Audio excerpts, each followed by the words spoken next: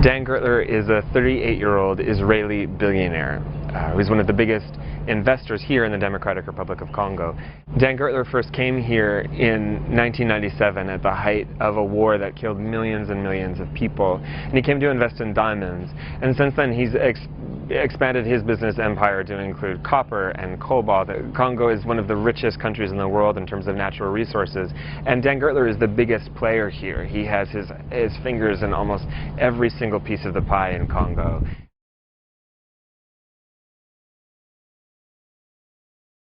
Dan Gertler basically started off as a diamond trader. He's the grandson of the founder of Israel's Diamond Exchange. He comes from a very wealthy family. He flew around the world trading rough diamonds and quickly made a fortune. He claims that by the age of 23, he had a turnover of $2 billion a year. He invested that money mainly in Congo, and by buying up different mines and by either developing them himself or selling them on to other partners. And usually it's been the latter. The allegation has been that other companies are paying to develop mines that he owns. So he's kind of getting a free ride. This is something he denies.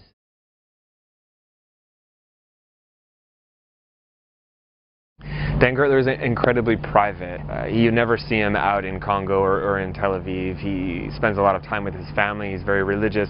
He loves business. He gets up at 4 o'clock in the morning to study the Bible, and then it's business, business all day. He's always flying back and forth between Congo and Tel Aviv. He doesn't have hobbies. He is constantly checking his BlackBerry. He's constantly involved in wheeling and dealing. In Israel, he's very big into charity. He supports a lot of organizations, hospitals, orphanages, a lot of religious institutions. He prays 3 times a day. He's strictly kosher. He spends 5 days in the Congo every week, and then he makes sure to be back Friday afternoon for the Sabbath.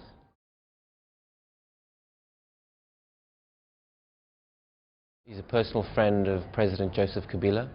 The controversy surrounding him is whether this friendship to President Kabila has resulted in him getting sweetheart deals from the government. And he now is in major partnerships with global giants like Glencore, like Eurasian Natural Resources Corp, big FTSE 100 listed companies. He rejects all allegations regarding corruption. He says that he's taken huge risk in a country that's very unpredictable. A lot of companies won't even come to Congo because they don't know what's going to happen, whether their title is secure. His comeback is, well, show me the proof that I have actually ever engaged in corruption. And there is no black on white evidence to show that he's bribed anyone. There's a group called Global Witness that focuses on Africa and kind of the vulture capitalism, where people from outside make a lot of money out of the mineral wealth and don't give back to the country. The Congo is one of the poorest countries in the world. People work in these mines for a pittance, and he's making billions. So that is the rap against him. The bottom line, he says, if somebody doesn't want to do business with me, that's fine. I can find other partners. The Jewish Week on JN1. We're better to start our special report on the Jews of Belgium than here in the Diamond District of Antwerp. It was more than 100 years ago that the Jews came here and built up this industry, and today they still play a leading role. Our first stop today is going to be to meet the man who single-handedly launched the colored diamond business, those pink, yellow, and red gems that have become the crown jewels of this business. Eddie Elzas has been part of the Jewish circle at the Diamond Exchange for almost 50 years. The community here, of course, you have the Hasidic, which is one bunch. Then you have the free Jews that will dress like me but wear kippah. That's another bunch. And they all live in harmony because actually they have only one big boss. So there is no problem. Eddie grew up in Antwerp and fell in love with the beauty of colored diamonds in the 1970s when they were worth almost nothing. His passion resulted in the Rainbow Collection, the world's largest array of diamonds in dazzling hues. The 353-carat collection, estimated to be worth more than $100 million, has been exhibited all over the world. Eddie's success story is just one of many from Antwerp's Jewish community. Many Jews, most of them Orthodox Hasidim, took the diamond industry to new heights after the Second World War. Family-owned businesses allowed them to preserve their religious lifestyle.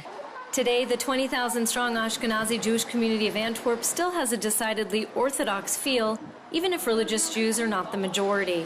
Some call this neighborhood Europe's last shtetl. There's a big togetherness here. There are a lot of social organizations here, uncountable number of synagogues, a very vibrant Jewish life. Today, Jews no longer lead the diamond business. Indian dealers now dominate the industry from capital to cutting to selling. Most people are now moving towards real estate and everything around real estate. We have our own plumbers, electricians, people are training to go into different areas. The decline of the Jewish diamond industry has also led people to move to Israel. You have entire classes who make aliyah at this moment, and also members of the diamond industry. So the connection is very big. It is one of the closest relationships between a community and Israel in the world. With 30 synagogues and nearly a dozen schools, strong Jewish institutions are the strength of the Antwerp community. 90% of children here receive a Jewish education.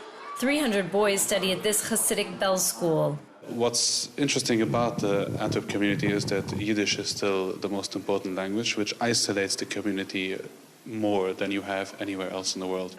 Down the street at Hafi's Deli, optimism about the Jewish future in Antwerp runs high. Owner and chef Moshe Hoffman's booming business goes well beyond the borders of the community. He says 65% of his clients are non-Jews who come to feast on his kosher Ashkenazi dishes, like kugel and stuffed cabbage. We never had some problems with, let's say, vandalism or anti-Semitism. Never, it's nothing written on the wall, never on the window. Really, we have a good, Jewish people have a good life in Belgium.